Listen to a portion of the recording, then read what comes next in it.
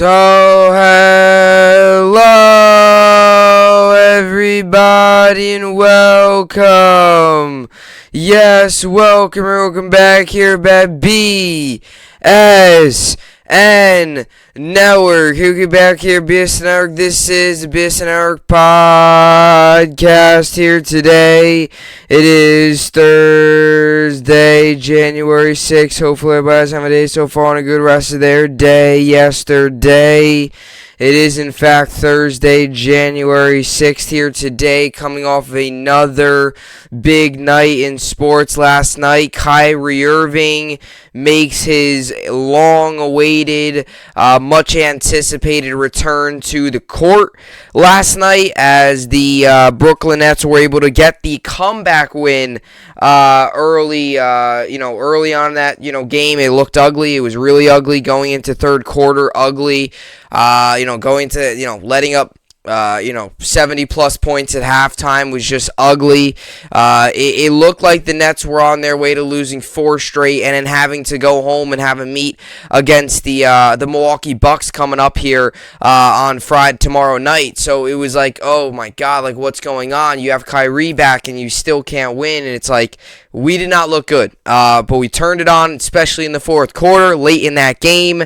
Kyrie Irving was a big part of it. The rest, James Harden, Kevin Durant, working together, getting to the basket, scoring, making plays. Just finally, we're able to get back into the win column because it looked like there for 2 quarters, more like 3, the Brooklyn Nets were going to be on a 4-game losing streak, and it looked like there for 3.5. It looked like there for 3 full quarters, the Nets were going to go in to tomorrow night's game against the Bucks on the verge of losing 5 games in a row. But that wasn't the case. Kyrie was back. A little bit of a slow start, no doubt about it. Missed his first 2-3 shots. Started to find a rhythm. Finished with 22 points. And look, that's Kyrie Irving. All right, the pull-ups, the making plays for your teammates, getting to the basket. He had a couple nice defensive plays. I mean, that's Kyrie Irving. And as a Net fan, it's kind of like we had to get used to him again. Like, it was definitely weird. Not only was it weird seeing him in the starting lineup, but the fact that David Duke got the start, which I'm really happy about because David Duke's earned that spot, has been really a nice piece, coming up from, Long Island Nets and stuff like that, and it was really a nice piece. And it was something like, now that he's up and he's been playing well, it was good to see him in the lineup. But obviously Kyrie, too, it was like he's in the lineup, and you kind of had to get used to as a Net fan again. Like, this is what we could look like with Kyrie Irving. And, we were really good on offense. We were playing really good on offense. We were scoring. We were getting to the basket. I mean, we scored like 50-something points. I mean, that's not bad. But then to go down or whatever, it was like 60 points. I don't know. It was something like that. That's not terrible. But to let up 70-plus in the first half, that can't happen. Nets came out in the second half. DeAndre Bembry with a much-needed bolt of energy. And it was at the end of the day, we got the win. Was it pretty? I wouldn't say it was the prettiest win ever, but was it enough? Did we get the job done? Yes, we did. And at the end of the day, that's all that matters because it's going to go down as a win. And it's not going to go down as a win, but not good defense. It's going to go down as a win. And we move now to 24-12 in the season. We got a big game tomorrow night against the Bucks. Maybe an opportunity to start a little bit of another win streak and really get back playing to the Brooklyn Nets we are. But it was great to see Kyrie back. He played great. I thought for his first game back, he looked fine. And I don't know what you expect out of him. I don't think, for the 31 minutes he played, it was really solid. He gave us what he gave us last season. And that's just Kyrie Irving playing basketball, one of the best players in the league. So that was good to see. Nets got the win. Tonight we got the Knicks at the Garden against the Celtics. That will be an interesting one. Definitely will be an interesting one. And Celtics team that's underachieved a little bit this year. A Knicks team that's kind of not the same team we saw last season, so an interesting game. Obviously had their big game, first game of the season. They went into overtime, so we'll see if it's something like that again. You have that tonight. Then you got the Rangers starting up their West Coast trip against the got the Rangers starting up their West Coast trip tonight in Vegas against the Knights. And, Nets, obviously, like I said, day off today. They get back onto the court tomorrow night against the Bucks. Islanders are still on their little bit of a, I guess you could kind of say, halt in the action. This was supposed to be a Canada road trip, so all the games that were supposed to be played in Canada are postponed. So that is definitely something that is tough for Islanders. You kind of have this big stretch of days off. So we'll see how they return and see if they can bounce back. But anyway, let's get to the topics for today's podcast. Today's a big football day. It's during the football season. I'm going to talk about it. Like I said, I try to incorporate as many topics as I can. I know I've talked a ton about football, and especially with some weeks, me only doing a couple podcasts a week, it being, maybe game picks, recap, and one other podcast during the week. I've been on a much better schedule, and I'm hoping to, get back going to the real, official Monday through Friday pod. But today I got two football stories. I kind of mentioned a little bit about both yesterday about what I wanted to talk about. Like I said, unless if something wild happened last night, like let's just say Kyrie went off for 50 points, I probably would have talked about it. But he still played well, and I just touched on it now. But today I'm going to get to Jim Harbaugh and the Jim Harbaugh rumors. So a lot of rumors going on about Jim Harbaugh and his possible return to the NFL. Specifically, the Las Vegas Raiders are one of the teams that were possibly looking at him, and Harbaugh was a kind of in on the rumor. There's rumors that he's kind of, looking towards maybe a return to the NFL. But there's one team specifically. You all know I gear my channel around New York sports. There's one team specifically that I was thinking about, and there's been reports about it, that needs to look at him, and I mean absolutely needs to look at him. That is the New York Giants, and they probably won't fire Joe Judge, but they should, and ultimately they will fire Gettleman, or they'll come to a mutual agreement, either Gettleman will resign, retire, whatever. That will just be the nice way of saying Giants told me to get the heck out of here. But in terms of Joe Judge, he probably won't get fired. But Giants fans, football fans, I'm a Jet fan. I'm not a Giant fan, but I know very well that Joe Judge should not be back next season. But the Giants need to make a call for Jim Harbaugh. I'll tell you why in that topic. The second topic of the day, I'll get to Baker Mayfield and his situation. I was going to talk about it anyway, and about an hour and a half ago, there was a report that came out that he snapped back to somebody on Twitter, and now there's rumors saying that he might be mad with the play calling, and a lot going on in Cleveland. A lot going on with the Browns and Baker Mayfield, and this offseason has potential to have some crazy stuff happen in the quarterback market. You have a possibility of Mayfield being available, Rodgers being available, Russell Wilson being available. That does not happen often where you could have three guys that good on the market. So Mayfield could be another one coming up. Request a trade. Does he, ask out? Does he maybe tell the Browns, hey, I want us to make these moves, or else I'm not coming back here to play. A lot going on in Cleveland. It's a lot of frustration, I'm sure. The fact that they just got eliminated on Monday night from playoff contention, it's a lot of frustration. And also, I think there's just a lot of uncertainty around Baker Mayfield in this offense. Like, what's going to happen with Mayfield? So we'll get to that. We'll get to the Browns. I'll give you my opinion on it. And then we'll get to the New York sports update. Like I said, that Mayfield topic's something I've been wanting to hit on for a while. But there's been so much other stuff. You had Kyrie coming back.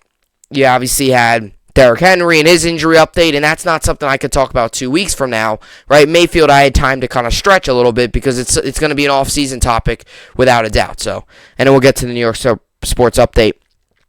Knicks at the Garden tonight against the Celtics. Like I said, Nets day off. They'll head back home tomorrow. They head back home to Barclays to play the Bucks tomorrow night.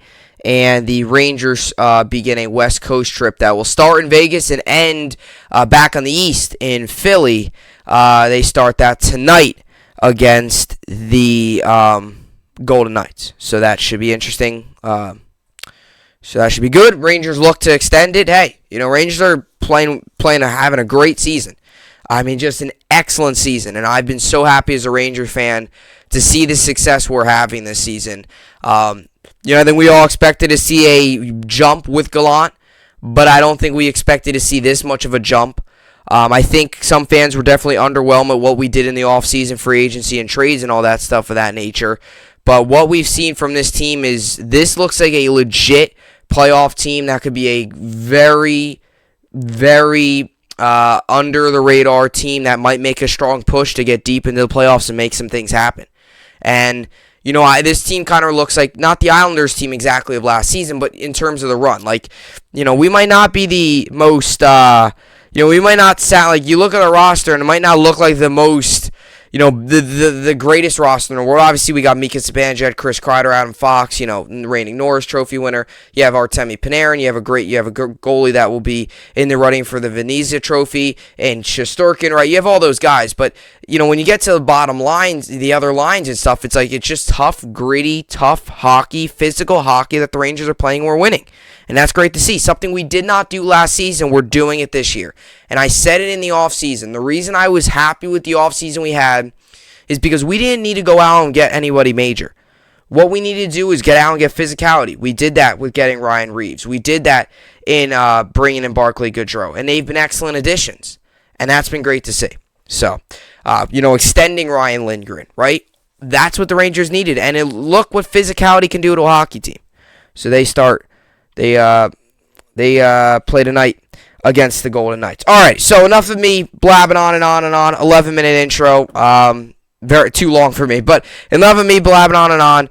With all that being said, this is the BSN podcast, and let's get right into it. All right, so packed day ahead of us here. Two big football stories I wanted to get to. Starting up here, NFL rumors. Jim Harbaugh could leave Michigan. Raiders linked as landing spot. So this made some headlines the other day with this announcement coming out. Like I said, this is January 4th. Today's the 6th, so it's kind of been out there for about a day and a half now. Obviously, with the college season just ending for Michigan, getting smoked by Georgia in the Orange Bowl, and, the Raiders season possibly ending Sunday night against the Chargers. We'll see how that game plays out. As you get closer and closer to the offseason and the college season starts to wind down, as we all know, Monday night will be Georgia-Alabama. I'll talk more about that game on Monday. As the season starts to wind down and stuff like that, you always hear these rumors about coaches and returning, and, when Black Monday happens, you have all the coaches getting fired, and then you have all the interviews set up with NFL. You could have pro coaches, college coaches, whatever it is, right? All that stuff happens. So, we all know Jim Harbaugh and his resume and stuff like that, and everything the Raiders have gone through this season with Gruden and stuff like that. I thought the interim coach has done a great job. I really have. You look at a team that, like I keep saying about the Raiders, just a couple weeks ago, they were 6-7 and possibly on their way to losing to the Browns and falling to 6-8. And it's like, wow, yet again another year where they start off really strong and they end really terrible. They end really weak and they just don't end the way they want to end. And they got the win against the Browns and the game-winning field goal. That completely altered the Browns season and completely altered the Raiders season for the better. And now, like I've mentioned a couple times in the past, podcast here, I talked about it yesterday, I'm going to talk about it again today. They get an opportunity Sunday night football, final game of the regular season against the Chargers to get into the playoffs with a win. So, all that stuff going on, right? So these are only rumors, and that's why you can't look too much into this stuff. You can't be like, oh, Jim Harbaugh's coming right back, because let's be mindful, people. He just signed a contract extension with Michigan, right? He just signed a big-time deal with Michigan. Now, the money at Michigan he's making is unbelievable. Now, the money he could be making in the NFL is even crazier. He was already an NFL coach, as we all know, with the Niners, had excellent success there, completely turned the franchise around from being a laughingstock of the NFL to taking them to the Super Bowl. Obviously, they didn't win, but the fact is he took an organization that was so bad and got them really just 4 yards away from possibly winning the Super Bowl, as we all know, against the Ravens. Ray Lewis's last game. That was the game where the lights went out at the Superdome in New Orleans. Craziness happened. You had the comeback with where the Niners were getting crushed. They actually came back. You had the John Harbaugh and Jim Harbaugh. It was the brother Super Bowl. That Super Bowl had a lot of headlines and a lot of craziness happen. If you really think about it, if you step back and really think about what happened, you had the lights go out in the stadium. You have two brothers battling it out for a championship on opposing sides, which is rare. You have Ray Lewis's final game. You have the Jacoby Jones big kickoff return. You have Ray Lewis's final game for one of the all-time greats at defense in the sport. You have the Niners almost making a comeback. You have a young quarterback in Colin Kaepernick versus a younger Joe Flacco. A lot of storylines in that game, and they all kind of came through, and it was definitely a good Super Bowl. Here's my thing with Jim Harbaugh, and here's my thing with college coaches. You know how I feel, right? And I'm going to get more to the Giants and this stuff in a second, right? So here's my thing with college coaches, and I've always said this, and this is where Harbaugh, you remove him from this category, because I think it would be great if Harbaugh came back to the NFL, whether that's with the Raiders, whether it's with another team, right? Because he's already had NFL experience, and he's had successful NFL experience. In just 4 years with the 49ers, he took that team from being an absolute joke to getting them to the Super Bowl and making them a competent organization again, more than competent, making them a true force in the NFC. And he only did it in 4 years. Then was let go, went on to Michigan, and let's just say he hasn't done exactly what people at Michigan wanted him to do, but he still beat Ohio State this year, got him to an Orange Bowl, got him to a top 2 ranking, right? Got him to the college football playoff. So although on paper and you look at it, it might not seem like it's been great.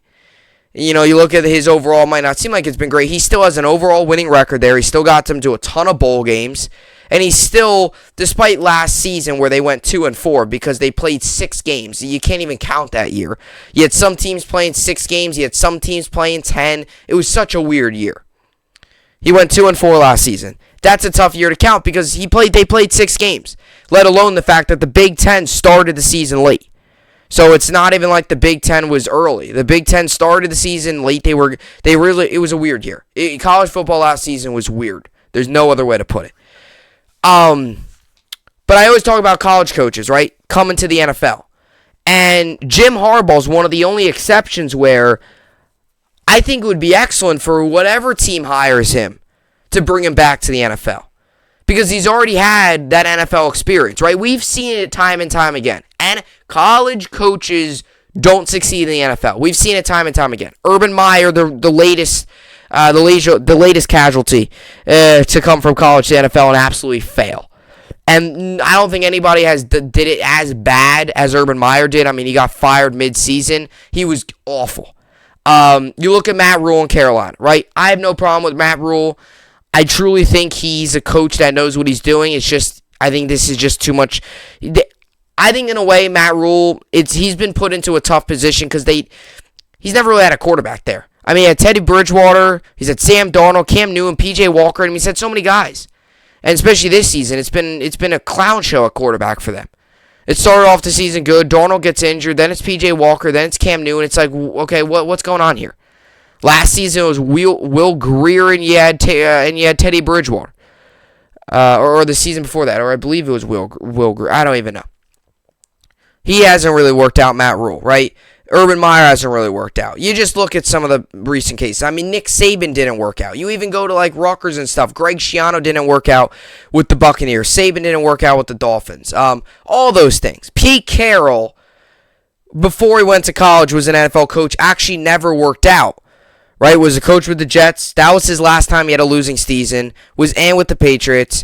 Then went to USC, had great success. I know there was the whole recruiting scandal and stuff like that, but still, he had great success at USC. Really, the last time USC was prominent, which is why you got to think that Lincoln Riley will be able to turn that program back into what it once was. Goes to Seattle, and he's had great success. Now, albeit Seattle they had the Legion of Boom, you have Russell Wilson, you had, Marshawn Lynch, and now most recently, despite this season being negative, but prior to this season, they still have Wilson, Lockett, DK Metcalf, Chris Carson, guys all over, Wagner, right? All those guys, right? So Jim Harbaugh, on the other hand, I think it would be big for an NFL team to come back. And I think it would for an NFL team to bring him back. And here's my thing with Jim Harbaugh, right? I think the Raiders could definitely be an option. But I think there's one team, like I said, and I kind of spoiled this earlier, but there's one team that needs to make at least just the reach out call, hey, let's talk. Not even just, it doesn't have to be like, oh, he's the main candidate for the job. It could just be, let's talk. Let's set up an interview and let's just talk. It doesn't have to be anything crazy. It doesn't have to be, what would you do as head coach? Just let's talk and let's hear your plan. And that is the New York Giants. And I understand Joe Judge will probably come back. I get that. I get that. He probably will. Do I disagree with it? Yes. Do I think it's stupid? Yes. Do I think the Giants should fire him? Yes. Do I think he should come back? No. I don't think he should come back. I think it's fair to give a coach 2 years. If they stink in the 2 years, you get rid of them. Joe Judge has been terrible in 2 years. And I don't care what you say. Last season they went 6-10. I don't want to hear, they went 6-10. They were a 10-loss football team. I don't want to hear, they almost made the playoffs last season. Okay, fine. They almost made it last season. This year they've only gotten worse. That's not a good sign. And if you think about it, they only got worse, but in the offseason, they went out and spent a bunch of money, but they got worse. That's not a good sign. That's a very bad sign. Joe Judge, 10-22 in his 2 seasons as Giants head coach. If they lose this weekend, it'll be 10-23 in 2 seasons. There's no way you can bring it back. It's just ridiculous. It is completely ridiculous. I don't even know how they could do it, but they might. Either way, Giants need to reach out to Jim Harbaugh. And I'll tell you why. If you look at the Giants, and I want to read some of Jim Harbaugh's kind of career stats here in a second. Giants have had similar head coaching hires like the Mets. Right? I don't mean this in a negative way, comparing the Mets and the Giants to each other, because they're completely 2 different organizations. There's one organization that was at the top of its sport at one time with the Giants, and there's one organization that's always been the little brother team in New York and has never really had much sustained success over their entire franchise history. And Mets fans would agree with me. They haven't. I mean, they look like they might now with the hiring of Showalter and all that, but that's my point here, right? You look at the Giants and their past couple coaches. They've hired inexperienced coaches that really never had the big position, and you thrust them into a big market, big organization, the New York Giants. That's what they've done. And you look at what the Mets have done their past 2 hirings, specifically hiring Mickey Callaway and Luis Rojas. 2 coaches that never really had that major experience, and 2 coaches that were thrust into a big market, New York baseball, thrust right in as head coach. And neither of them succeeded. Let's take a look at the Giants. You hire Pat Shurmur. Never worked out. A guy that was an offensive coordinator for what? The Vikings? Was an offensive coordinator for the Vikings. Boom. Goes to the Giants. Thrust into a big market. The big brother team in New York for football. I'm saying as a Jets fan, they are. Stunk. Right? Then you go to Ben McAdoo. It was McAdoo, then Pat Shurmur. Then Joe Judge. I apologize. So it was McAdoo. Same thing. He was the offense coordinator for the Giants. Right? Got elevated. Stunk. Pat Shurmur, offensive coordinator for the Vikings. Goes to a big market like the Giants. Stunk. What do you notice? Now you go to Joe Judge. Special teams coordinator for the New England Patriots. And I don't mean that like saying the New England Patriots are a small organization, but when the Patriots had Brady and Belichick and all that, and I get he was within a winning organization, but special teams coordinator. No head coaching experience. Goes to the Giants. Has been awful. One thing all those coaches have in common, they didn't have any prime experience. You look at what Jim Harbaugh's had. He's had big experience. He coached at Stanford. He then went to San Francisco and was very good there. He then went to Michigan, and although he hasn't had success I don't think people expected, he still has had a winning overall record. And Jim Harbaugh has been in big situations. He's been in big games. He knows what it takes. Now, my one knock on him, if the Giants would to just make the call, let's just say the Giants hire, my one knock on him is how he would be with the New York media. You always have to have a counter argument whenever you're talking about something like this. I don't know how he'd be with the New York media. That's really because he is he definitely, the media can get on, it's definitely easy to get under Harbaugh's skin. It definitely is. It's very easy to get under Jim Harbaugh's skin. And the way the media is in New York, I could see them ripping him apart when it's low, and I could see him yapping back and things getting ugly. But when things are going well, it's all good in games. And the Giants, recently things haven't been going well, so the media is going to be pretty feisty from the start. That's my one knock on him. But let me just read you his college resume and his NFL resume. And you probably already know this, but I'm just going to read you the winning percentages, his overall wins, and the success he's had at the college level. Now, let me make this clear. I only included for college his record at Stanford and Michigan. Not his record at San Diego. It was an FCS school. He was his first job. He was good there, but I only want to count, nothing against, the FCS and smaller schools. I just wanted to count some of the bigger schools, because if he would to be going to the NFL again, and maybe if the Giants would make a preliminary call for him, it could be that's a big time position. That's no small position. Being the head coach of the Giants is not a small position by any means. All right, so let me just read you this. So his 4 years at Stanford, which was his first prominent head coaching position, he coached 50 games, overall record of 21-29, percentage of .580. Winning percentage above 500. Want you to notice something here. His 7 years at Michigan, 85 games, 61 wins, 24 losses, percentage .718. Now, that is including the most recent loss against the Orange Bowl, too, I made sure. So, .718 winning percentage. So, 11 years as a college head coach, 135 games, 90 wins, 45 losses, and an overall percentage of .667. That's 11 years as a head coach. Like I said, that is not including the few years he had with San Diego. I did not put them on the list. I only put his prominent positions. Just notice something here. 11 years, overall record, I apologize. Overall record with Stanford and Michigan's 90-45, and that winning percentage is .667. His winning percentage at Stanford was .580, winning percentage at Michigan .718. He brings winning to locker rooms and organizations and programs. Now let's go to his 4 years in the NFL, which I think is spectacular because he did it in 4 years. 64 games, 44 wins, 19 losses. They tied once. That's a percentage of .695. Now, go to the postseason. He's 5-3 in the postseason. Obviously, 8 games, 5-3. Percentage is .625. Now, here's the one thing. His postseason record in college isn't great. This is including the playoff game this season and the 6 bowl games he's been a part of. Okay? Or the 8 bowl games, I apologize, he's been a part of. He's 3-6. So, 3-6 overall. And he has a winning percentage of .333. That's his only knock. And that could be said universally because he did not win the Super Bowl. So, as of right now, you could say this about Harbaugh. One of the only knocks on him, other than the media being able to really get to his nerves, and him not really winning that big game, right? It took him a while to beat Ohio State. He did it, but it took him, 6 years? So, that's his one knock. He didn't win the Super Bowl. He didn't win this year's Orange Bowl. It took him 6 years to beat Ohio State. Or it took him 7, whatever you want to say, however you want to word it. Because he's coached 7 years in Michigan. It was his 7th year this year. So, it took him 7 years to finally beat Ohio State. But he did it. His postseason record in college is .333. Now, his overall career in the NFL record is 49-22-1.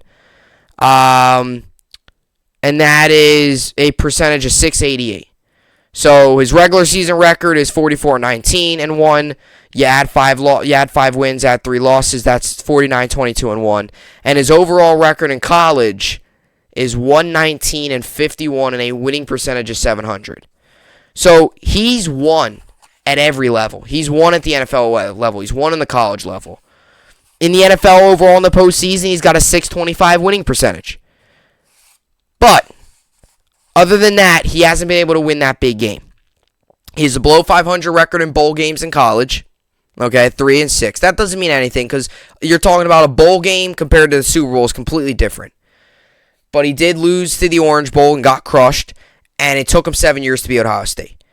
And he's not great with the media. But that's his knock. I take that. I take the experience, and I take the experience of him over the coaches that the Giants have had. He's got more experience, way more experience, than any of the other coaches the Giants have had. And you look at the Mets, right? They hired inexperienced as head coaching. They finally hired an experienced head coach in Buck Showalter. And it's finally like, okay, they're heading in the right direction. Right? You look at the Giants. It's been 3 inexperienced head coaches in a row they've hired. Ben McAdoo, offense coordinator. Just bring him in. Let's just elevate him. Pat Shurmur, offensive coordinator for the Vikings. Let's bring him in and make him the head coach of the Giants. Special teams coach Joe Judge. Let's bring him in. Inexperience. The Giants should and need to make a call for Jim Harbaugh.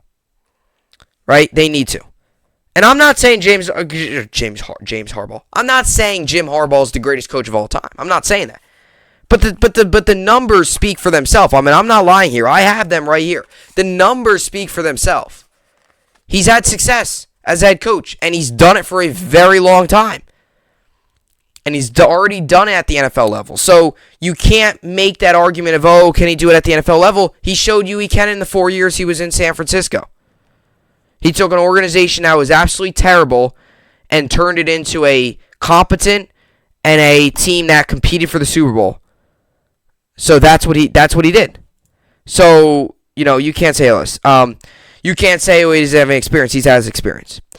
And he would pick up a similar situation with the Giants that he did with the Niners. Giants in a bad, dark place right now. One of the laughing stocks of the league. Maybe outside of the Jaguars, they are the laughing stock of the league.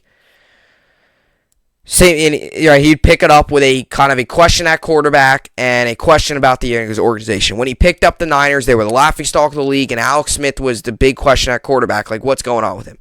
He transformed Alex Smith. Obviously, got injured. Kaepernick took over that whole story. But you think about Daniel Jones, too. You think about, okay, maybe if you do bring in Harbaugh, let's just say he does become the head coach, right? You could say, we'll see. You could say whatever the case may be. You could maybe say, okay, let's see what Harbaugh can do to Daniel Jones, because he did it with Alex Smith. I'm not saying that Alex Smith, Daniel Jones is going to turn into the next Alex Smith, but it might save you a draft pick or a free agent signing if maybe you do bring in a coach that can, transform Daniel Jones, because he has not been the quarterback that they hoped for the first 3 years of his career. So this is also something I want to say. I don't know how true that, ESPN, according to ESPN, Rittenberg, who's one of the insiders, the Giants' head coaching job could interest Michigan's Jim Harbaugh if it were available.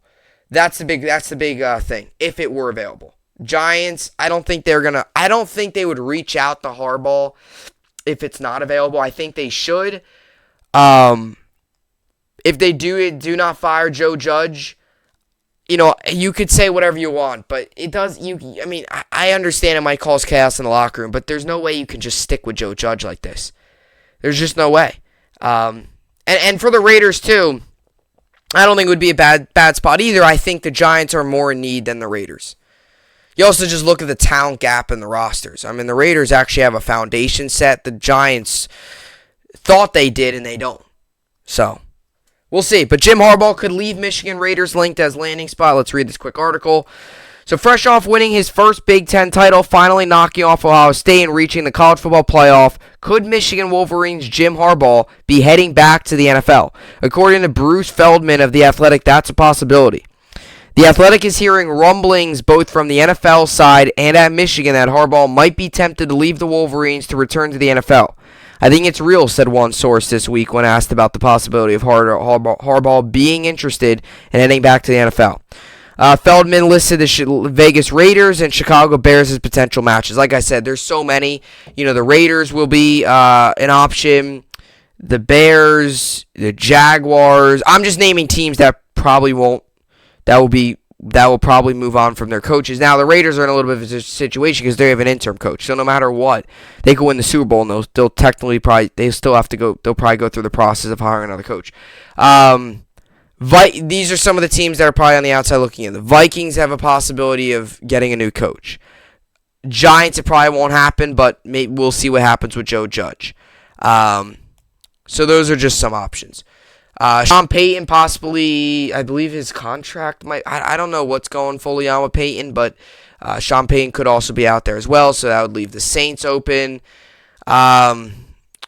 Last year, there was a lot of new head coaches, so not as many this year, but those are just some of the teams that could be out there looking for a new coach. A return to the NFL wouldn't be shocking even after Michigan's excellent 2021 season. Harbaugh, 58, has deep ties to the league. He was a one-time Pro Bowler who played quarterback from 1987 to 2000 for the Chicago Bears, Indianapolis Colts, Baltimore Ravens, and San Diego Chargers. He was also quarterback's coach for the Oakland Raiders 2002 to 2003 and the head coach for the San Francisco 49ers 2011 to 2014, leading the Niners to the Super Bowl in 2012 where they lost to his brother John Harbaugh's Baltimore Ravens. Feldman noted that along with Harbaugh's previous ties to the Raiders and the team having an experienced quarterback in place in Derek Carr, the Michigan head coach is also friends with Raiders owner Mark Davis. And the Raiders might be in the market for a head coach after parting ways with John Gruden mid-season following the release of emails and from the former coach. Granted, interim head coach Rich Bisaccia, I forgot how you pronounce his name, has gone 6-5 since replacing Gruden and has the Raiders on a 3-game winning streak. The 9-7 Raiders will qualify for the playoffs with a win this weekend over the Los Angeles Chargers, but the Raiders have shown an inclination towards splashy moves in the past, and Harbaugh would certainly fit that bill. The Bears, meanwhile, are a mess under head coach Matt Nagy, who appears to be firmly on the hot seat after going 28-20 his first 3 seasons. Nagy has led the team to a disappointing 6-10 record this season, and the Bears have steadily declined since going 12-4 in his first year. So if Harbaugh's on the market, and it's obviously possible he'll remain with the Wolverines and continue to build on 2021 success, it wouldn't be surprising if Chicago came knocking. Chicago Bears, Raiders, I think the Giants should look at it. Who knows? Out of all this, watch, he'll probably stay in Michigan, which probably will happen. He'll probably stay in Michigan. I think it would take a lot for him to get him pulled back to the NFL. I mean, he's set there. He just got a brand new contract, got him to the college football playoff. I think it would take a lot for him to come back. Personally, that's just me. It would take like the right job at the right time. And I think the Giants job's. The Giant job's interesting because it would be like the San Francisco job. Like, it would be, he would have to build it. Like, he would have to build it back up. Like, if he wants to come here and have immediate success, going to the Raiders is probably the better option. But if he wants to build something again, or he wants to restart, a franchise, Giants, Bears, Jaguars, just some other teams out there. So it will be interesting to see how things play out. And you look at all these other coaches, too. I mean, I think the Jaguars are going to lean more towards a coach that's been in the NFL. I don't think they're going to look at a college coach. They tried it. It didn't work. I think automatically they got to forget about trying another college coach. Harbaugh's a little different, but still. So, either way, that's what I got on Jim Harbaugh and the rumors around him and the possibility of him leaving and if he does, should the Giants call? And I ultimately think the Giants should. I think it's smart. And I think this will be an interesting kind of development to see how things play out. Alrighty, that's what I got for Jim Harbaugh and those rumors. Coming up next, we're going to get to the drama and the craziness in Cleveland. Yes, Baker Mayfield is now tweeting back at reporters. Baker Mayfield trade rumors may consider requesting a deal without changes, and very possibly he might be in a different uniform next season. This will be a very interesting topic to follow throughout the offseason. But today, with him snapping back at the reporter and things getting a little wild there in Cleveland, what does Baker Mayfield's future hold with the Browns, and what should the Browns do?